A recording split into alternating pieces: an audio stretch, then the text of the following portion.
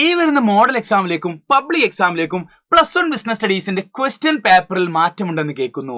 അല്ലെങ്കിൽ CBSE questions ചോദിക്കാൻ സാധ്യതയുണ്ട്. ക്വസ്റ്റ്യൻ പാറ്റേൺ ഒക്കെ മാറിയെന്നാണല്ലോ പറയുന്നത്. അതുകൊണ്ട് അങ്ങനെയുള്ള ചോദ്യങ്ങൾ വരാൻ സാധ്യതയുണ്ടോ എന്നുള്ള സംശയങ്ങളാണ് ഭൂരിഭാഗം ആളുകൾക്കും. ആ സംശയം തീർക്കാൻ വേണ്ടിയിട്ടാണ് ഈ വീഡിയോ ചെയ്യുന്നത്. സത്യം പറഞ്ഞു കഴിഞ്ഞാൽ പാറ്റേൺ മാറി അല്ലെങ്കിൽ CBSE ക്വസ്റ്റ്യൻസ് വരാൻ സാധ്യതയുണ്ട് എന്ന് മനസ്സിലാക്കി തുടങ്ങിയത് നമുക്കറിയാം ഇക്കഴിഞ്ഞ ക്രിസ്മസ് എക്സാമിനേഷനിലായിരുന്നു. ക്രിസ്മസ് എക്സാമിനേഷന് 1-2 ചോദ്യങ്ങൾ സിറ്റുവേഷൻ ബേസ്ഡ് ആയിട്ട് അല്ലെങ്കിൽ ആപ്ലിക്കേഷൻ ലെവൽ ഓഫ് ക്വസ്റ്റ്യൻസ് നിങ്ങളുടെ മുന്നിലേക്ക് കണ്ടു. പലർക്കും അത് എഴുതാൻ വേണ്ടി സാധിച്ചില്ല എന്നത് യാഥാർത്ഥ്യമാണ്.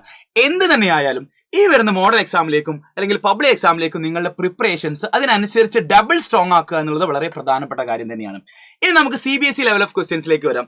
എന്താണ് CBSE ലെവൽ ഓഫ് ക്വസ്റ്റ്യൻസ്? അല്ലെങ്കിൽ ബിസിനസ് സ്റ്റഡീസിനെ വെച്ച് നോക്കുകയാണെങ്കിൽ എന്തായിരിക്കും ചോദ്യങ്ങൾ CBSEയുമായി ബന്ധപ്പെട്ട ചോദ്യങ്ങൾ വരുന്നത്? അപ്പോൾ ആദ്യം തന്നെ നമ്മൾ മനസ്സിലാക്കേണ്ട ഒരു കാര്യം എന്ന് പറഞ്ഞാൽ CBSE വേറെ സ്റ്റേറ്റ് ബോർഡ് എക്സാം വേറെ, രണ്ടും രണ്ടായിട്ട് തന്നെയാണ് ട്രീറ്റ് ചെയ്യുന്നത്. So CBSE level of questions സ്റ്റേറ്റിലേക്ക് വരാൻ സാധ്യതയുണ്ടോ എന്നുള്ള കാര്യമാണ് നമ്മൾ ഈ വീഡിയോയിൽ ഡിസ്കസ് ചെയ്യുന്നത്. സോ അതുകൊണ്ട് തന്നെ ആദ്യം നമുക്ക് എന്താണ് CBSE ലെവൽ ഓഫ് ക്വസ്റ്റ്യൻസ് പ്രത്യേകത. ഇപ്പൊ നമുക്ക് CBSE ലെവൽ ഓഫ് ക്വസ്റ്റ്യൻസിന്റെ പ്രത്യേകത എടുത്ത് പരിശോധിക്കുന്ന സമയത്ത് നമുക്ക് മനസ്സിലാക്കാൻ വേണ്ടി പറ്റുന്നത് ഒരുപാട് സിറ്റുവേഷൻ ബേസ്ഡ് ആയിട്ടുള്ള ക്വസ്റ്റ്യൻസ് ആണ് CBSE ഉണ്ടായിരിക്കുക. അതോടൊപ്പം തന്നെ ഇൻഡയറക്റ്റ് ആയിട്ട് ചോദ്യങ്ങൾ കൂടുതൽ നമുക്ക് CBSE ലെവൽ ഓഫ് ക്വസ്റ്റ്യൻസിൽ കാണാൻ സാധിക്കും. അപ്ലിക്കേഷൻ ലെവൽ ഓഫ് ക്വസ്റ്റ്യൻസ് നമുക്ക് കാണാൻ സാധിക്കുന്നുണ്ട്. സോ ഒരു സിറ്റുവേഷൻ തന്നിട്ട് അത് ഏത് കോൺസെപ്റ്റുമായി ബന്ധപ്പെടുത്തിക്കൊണ്ടാണ് ചോദിച്ചത് അത് എക്സ്പ്ലെയിൻ ചെയ്യൂ എന്നൊക്കെയാണ് ചോദ്യങ്ങൾ വരാറുള്ളത്. ഫോർ എക്സാമ്പിൾ ഇപ്പോൾ പാർട്ട്ണർഷിപ്പുമായി ബന്ധപ്പെട്ട എന്തെങ്കിലും ഒരു സിറ്റുവേഷൻ കൊടുക്കുന്നു. അപ്പം ആ സിറ്റുവേഷൻ എന്താണ് ഡിമാൻഡ് ചെയ്യുന്നത്, എന്തൊക്കെ ഫീച്ചേഴ്സ് ആണ്, എന്തൊക്കെ അഡ്വാൻറ്റേജസ് ആണ് എന്നിങ്ങനെയാണ് ചോദ്യങ്ങൾ വരാറുള്ളത്. അതേപോലെ തന്നെ നമുക്ക് ഒരു റീറ്റെയിൽ ഷോപ്പിനെ കുറിച്ച് എടുക്കുകയാണെങ്കിൽ ഏത് തരത്തിലുള്ള റീറ്റെയിൽ ഷോപ്പാണ് ഈ പറയുന്ന ആളുകൾ പ്രവർത്തിക്കുന്നത്, സോ അതിന്റെ അഡ്വാൻറ്റേജസ് എന്നാണ്. സോ സിറ്റുവേഷൻ കൊടുക്കുന്നു, അതിന് ആൻസർ നമ്മൾ എന്ത് ചെയ്യണം, കോൺസെപ്റ്റ് നമുക്ക് അറിയാമെങ്കിൽ തീർച്ചയായിട്ടും അത് എഴുതാം. സോ ഈ രീതിയിലുള്ള ചോദ്യങ്ങളാണ് പല ക്വസ്റ്റ്യൻ പേപ്പറിലെയും പല പ്രീവിയസ് CBSE ക്വസ്റ്റ്യൻ പേപ്പറിൽ നമ്മൾ കാണാറുള്ളത്. സോ അത്തരത്തിലുള്ള ക്വസ്റ്റ്യൻ പാറ്റേൺ ഈ വരുന്ന സ്റ്റേറ്റ് ബോർഡ് എക്സാമിന് ഉണ്ടാവുമോ എന്നുള്ള സംശയമാണ് നമ്മുടെ മുന്നിലുള്ളത്. സോ ആദ്യം നമുക്ക് എന്ത് ചെയ്യാം, ഇത്തരത്തിലുള്ള CBSE ലെവൽ ഓഫ് ക്വസ്റ്റ്യൻസ് 1-2 നമുക്ക് പ്രാക്ടീസ് ചെയ്ത് നോക്കാം. അപ്പൊ ചോദ്യം ഇതാണ്, Indu boat A readymade dress for ₹5,000. Indu എന്ന് പറയുന്ന ഒരു കുട്ടി എന്ത് ചെയ്യാണ്, 5000 രൂപയ്ക്ക് ഒരു റെഡിമെയ്ഡ് ഡ്രസ്സ് വാങ്ങിക്കുകയാണ് അല്ലെ. So her front like the design of dress very much. അങ്ങനെ സ്വന്തം കൂട്ടുകാർ എന്ത് ചെയ്യാണ്, ഈ ഡ്രസ്സിന്റെ ഒരു ഡിസൈൻ ഇഷ്ടപ്പെട്ടു അല്ലെ. So Indu sold the same dress to her friend for ₹5,500 and made a profit of ₹500. അങ്ങനെ സ്വന്തം കൂട്ടുകാരിക്ക് ഡിസൈൻ ഇഷ്ടപ്പെട്ടത് കൊണ്ട് 5500 രൂപയ്ക്ക് എന്ത് ചെയ്യാൻ ആ ഡ്രസ്സ് കൊടുക്കുകയാണ്, 500 രൂപ ലാഭം. After completing her studies, Indu opened a shop of selling ready-made dress for girls. എന്ന് വെച്ച് കഴിഞ്ഞാൽ ഇന്ദുവിന്റെ സ്റ്റഡി ഒക്കെ കഴിഞ്ഞ് ഇന്ദു എന്ത് ചെയ്യാണ്, ഇത്തരത്തിലുള്ള റെഡിമെയ്ഡ് ഷോപ്പുകൾ, ഗേൾസിന് എക്സ്ക്ലൂസീവ് ആയിട്ടുള്ള റെഡിമെയ്ഡ് ഷോപ്പുകൾ എന്ത് ചെയ്യാണ്, ഷോപ്പ് എന്ത് ചെയ്യാണ്, ഇടുകയാണ് ചെയ്യുന്നത് അല്ലെ. അപ്പൊ ചോദ്യം ഇതാണ്, ഒന്നാമത്തെ ചോദ്യം, can transaction between Indu and her friend be termed as business? അതായത് ഇന്ദുവും അതേപോലെ തന്നെ ഇന്ദുവിന്റെ കൂട്ടുകാരും തമ്മിലുള്ള ഈ ഒരു ട്രാൻസാക്ഷൻ ഉണ്ടല്ലോ, അത് നമ്മൾ ബിസിനസ് ആയിട്ട് ട്രീറ്റ് ചെയ്യുമോ? അപ്പൊ നിങ്ങൾ ശ്രദ്ധിക്കുക, ഇവിടെ ഒരു സിറ്റുവേഷൻ കൊടുത്തു, ആ സിറ്റുവേഷൻ ബേസ്ഡ് ആയിട്ടുള്ള ചോദ്യമാണ് ചോദിച്ചിട്ടുള്ളത്. അപ്പൊ നമുക്കറിയാം ഇതെന്താ, വൺ ടൈം ട്രാൻസാക്ഷൻ ആണ്, അതുകൊണ്ട് ബിസിനസ് ആയിട്ട് ട്രീറ്റ് ചെയ്യില്ല അല്ലെ. So state the features related to A. അപ്പം എയുമായി ബന്ധപ്പെട്ട ഫീച്ചേഴ്സ് റെഗുലർ ബേസിസിൽ ചെയ്യണം. പ്രൊഡക്ഷൻ അല്ലെങ്കിൽ procurement, sale or exchange of goods and service എന്നൊക്കെ നമ്മൾ എന്തിൽ പഠിച്ചിട്ടുണ്ട്, ഫീച്ചേഴ്സ് ഓഫ് ബിസിനസ്സിൽ പഠിച്ചിട്ടുണ്ട്. സോ ബിസിനസിന്റെ എന്താണ് ഫീച്ചേഴ്സുമായി ബന്ധപ്പെട്ട ക്വസ്റ്റ്യൻ ആണ് വന്നിട്ടുള്ളത്. ഇനി മൂന്നാമത്തെ ചോദ്യം, can the sale of dresses on her shop be called business? അങ്ങനെയാണെങ്കിൽ റെഡിമെയ്ഡ് ഷോപ്പ് ഓപ്പൺ ചെയ്തു എന്ന് പറഞ്ഞിട്ട് ലാസ്റ്റിൽ അല്ലെ, അങ്ങനെയാണെങ്കിൽ അത് ബിസിനസ് ആയിട്ട് ട്രീറ്റ് ചെയ്യോ? Yes, treated as A business അല്ലെ. റെഗുലർ ബേസിസിൽ ചെയ്യുന്ന ഒരു പ്രോസസ് ആണ്, അതുകൊണ്ട് തന്നെ ബിസിനസ് എന്ത് ചെയ്യുന്നു, ബിസിനസ് ആയിട്ട് ട്രീറ്റ് ചെയ്യുന്നു ഈ ഒരു സിറ്റുവേഷനിൽ അല്ലെ. അപ്പൊ ഇങ്ങനെയാണ് ചോദ്യങ്ങൾ വരിക, അല്ലാതെ direct explain the features of business എന്ന് പറഞ്ഞ ചോദ്യങ്ങൾ CBSEയിൽ വരാറില്ല. ഇനി അടുത്ത ചോദ്യം, Rajeev wants to start a wholesale business of readymade garments അല്ലെ. ഒരു റെഡിമെയ്ഡ് ഗാർമെന്റ് ഷോപ്പ് ഒരു ഹോൾസെയിൽ ആയിട്ട് നടത്താൻ ആര് തീരുമാനിക്കുന്നു, രാജീവ് എന്ന് പറയുന്ന ഒരു ഷോപ്പാണ് തീരുമാനിക്കും. But he is hesitating as it involves various problems such as customers for moving goods from one place of production to the market. അപ്പം അദ്ദേഹത്തിന്റെ മുന്നിൽ ഒരുപാട് പ്രശ്നങ്ങളുണ്ട്. ഫോർ എക്സാമ്പിൾ പറയുകയാണെങ്കിലും കസ്റ്റമേഴ്സിന് അടുത്തേക്ക് ഗുഡ്സ് എത്തിക്കണം, അതൊരു പ്രധാനപ്പെട്ട പ്രശ്നമാണ്. അതേപോലെ തന്നെ കസ്റ്റമേഴ്സിനെ അറിയിക്കണം അല്ലെ, informing the customer about the new design and varieties added the every season. Then അതേപോലെ തന്നെ റിസ്ക് അല്ലെ, ഈ ഒരു ബിസിനസ്സുമായി ബന്ധപ്പെട്ട റിസ്കുകൾ ഉണ്ടായിരിക്കും. സോ ആ റിസ്ക് ഫേസ് ചെയ്യുന്നുണ്ട്, ആക്സിഡന്റോ അല്ലെങ്കിൽ വേറെ എന്തെങ്കിലും ഫയർ മൂലം ഉണ്ടാവുന്ന റിസ്കുകളൊക്കെ ഫേസ് ചെയ്യുന്നുണ്ട്.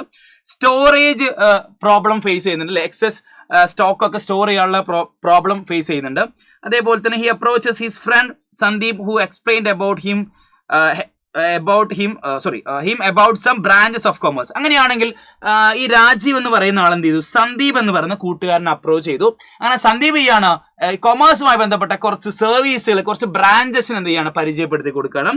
Which can help Rajeev to overcome his hesitation. എന്ന് വെച്ച് കഴിഞ്ഞാൽ ഈ സിറ്റുവേഷനെ തരണം ചെയ്യാൻ വേണ്ടിയിട്ട് അല്ലെങ്കിൽ മറികടക്കാൻ വേണ്ടിയിട്ട് എന്തെല്ലാം കാര്യങ്ങളാണ് ഈ പറയുന്ന സന്ദീപ് രാജീവിന് പറഞ്ഞു കൊടുത്തിട്ടുണ്ടായിരിക്കുക? ഏത് ഭാഗത്തുനിന്നുള്ള ചോദ്യമാണ്? കൊമേഴ്സിൽ എയ്ഡ്സ് ടു ട്രേഡ് അല്ലെങ്കിൽ ഓക്സിലറീസ് ടു ട്രേഡ് എന്ന കോൺസെപ്റ്റുമായി ബന്ധപ്പെടുത്തിക്കൊണ്ടുള്ള ചോദ്യമാണ്. കണ്ടോ, ഇങ്ങനെ ഒരു പാസേജ് കൊടുക്കുന്നു, എന്നിട്ട് എന്ത് ചെയ്യുന്നു, ചോദ്യത്തിലേക്ക് വരുന്നു. അപ്പം ഇങ്ങനെയുള്ള ചോദ്യങ്ങളാണ് CBSE കാണാനുള്ളത്. ഇനി ഒരു ക്വസ്റ്റ്യൻസ് കൂടി വരാം അല്ലെ. നമുക്കറിയാം പാർട്ട്ണർഷിപ്പ് ആയപ്പെട്ട ചോദ്യമാണ്. അങ്കിത്, കിഷോർ ആൻഡ് ശിവം 3 പാർട്ട്നേഴ്സ് ആണ് അല്ലെ. അവരെന്താണ്, വാട്ടർ കൂളേഴ്സ് ആണ് മാനുഫാക്ചർ ചെയ്യുന്നത്. റീസെന്റ് എന്ത് ചെയ്തു, ശിവം എന്ത് ചെയ്തു, ഒരു കോൺട്രാക്റ്റിലേക്ക് അഗ്രിമെന്റ് ചെയ്തു, റോ മെറ്റീരിയൽസ് പർച്ചേസ് ചെയ്തു, 10 ലക്ഷം രൂപയുടെ റോ മെറ്റീരിയൽസ് പർച്ചേസ് ചെയ്തു. പക്ഷെ അത് ആരറിയുന്നില്ല, അങ്കിത്തും കിഷോറും അറിയുന്നില്ല. Clear. Now Mayank is asking for the payment and Ankit and Kishore are of the view that only Shivam is liable to make payment, they cannot be held liable എന്ന് വെച്ച് കഴിഞ്ഞാൽ ഇവിടെ മായങ്ക് എന്ന് പറയുന്ന ഒരാളാണ് എന്ത് ചെയ്ത് പേയ്മെന്റ് ചോദിച്ചു അല്ലെ. പേയ്മെന്റ് ചോദിച്ചു, അതായത് ഈ പറയുന്ന മായങ്കിന്റെ അടുത്ത് നിന്നാണ് എന്ത് ചെയ്ത് പർച്ചേസ് ചെയ്തിട്ടുള്ളത്. സോ മായങ്ക് എന്ത് ചെയ്ത് പേയ്മെന്റ് ചോദിച്ചു, ആരുടെ അടുത്ത് നിന്നും, അങ്കിത്തിന്റെ അടുത്ത് നിന്നും കിഷോറിന്റെ അടുത്ത് നിന്ന് അല്ലെ. ഇവിടെ ശിവമാണ് എന്ത് ചെയ്ത് സാധനങ്ങൾ വാങ്ങിയിട്ടുള്ളത്. അപ്പൊ അങ്കിത്തും കിഷോറും പറയാണ് ഞങ്ങളല്ല സാധനം വാങ്ങിച്ചുള്ളത്, അവനാണ് സാധനം വാങ്ങിച്ചുള്ളത്, അതുകൊണ്ട് അവനാണ് ലാബിലിറ്റി നോക്കേണ്ടത്, ഞങ്ങൾക്ക് ലാബിലിറ്റി ഇല്ല എന്ന് പറയാണ് അല്ലെ. So are they correct in refusing the payment? അതുകൊണ്ട് ഇവര് ചെയ്തത് ശരിയാണോ എന്നാണ് ചോദ്യം. Okay, so state explain the related feature of partnership form of business organisation. അങ്ങനെയാണെങ്കിൽ പാർട്ട്ണർഷിപ്പ് ഫോം ഓഫ് ബിസിനസ് ഓർഗനൈസേഷന്റെ ഫീച്ചേഴ്സ് എന്തൊക്കെയാണെന്നാണ് എഴുതാൻ വേണ്ടി പറഞ്ഞത്.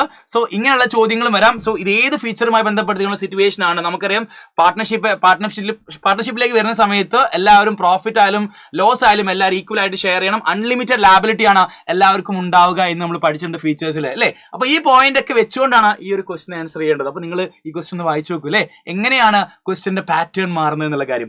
ഇനി ഫൈനലി നമുക്ക് പറയാൻ വേണ്ടി പറ്റുന്നത് ഇത്തരത്തിലുള്ള ചോദ്യങ്ങൾ നമ്മൾ ഇനി ഫേസ് ചെയ്യാൻ വേണ്ടി പോകുന്ന മോഡൽ എക്സാമിനും അതേപോലെ തന്നെ പബ്ലിക് എക്സാമിനും കാണാൻ വളരെ സാധ്യത കുറവാണ്. നമുക്കറിയാം ഇപ്പൊ സ്റ്റേറ്റിന്റെ എക്സാമിനേഷനിൽ ഓൾമോസ്റ്റ് നമുക്ക് ഡയറക്റ്റ് ക്വസ്റ്റ്യൻസ് ആയിരിക്കും വരിക. ചില ചോദ്യങ്ങൾ എനിക്ക് തോന്നുന്നു ഒരു 15% 10% ക്വസ്റ്റ്യൻസ് മാത്രമായിരിക്കും നമുക്ക് ഇങ്ങനെ ഇൻഡയറക്റ്റ് ക്വസ്റ്റ്യൻസ് ആയിട്ട് വരിക. അതിങ്ങനെ ഒരുപാട് പാസേജ് ഒന്നും കൊടുത്തുകൊണ്ട് ചോദിക്കില്ല.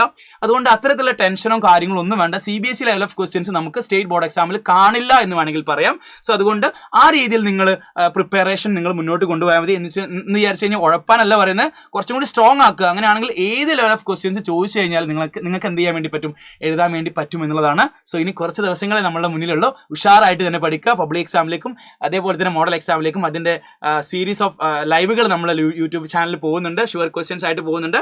സോ എല്ലാവരും ലൈവിലൊക്കെ ജോയിൻ ചെയ്യുക. 7 മണിക്കാണ് നമ്മൾ ലൈവ് പോകുന്നത്. ഓപ്ഷൻ പേപ്പേഴ്സിന് ലൈവ് 6 മണിക്കാണ്. സോ എല്ലാവരും അടിപൊളി പഠിക്കുക, നല്ല മാർക്ക് സ്കോർ ചെയ്യുക. All the best, guys.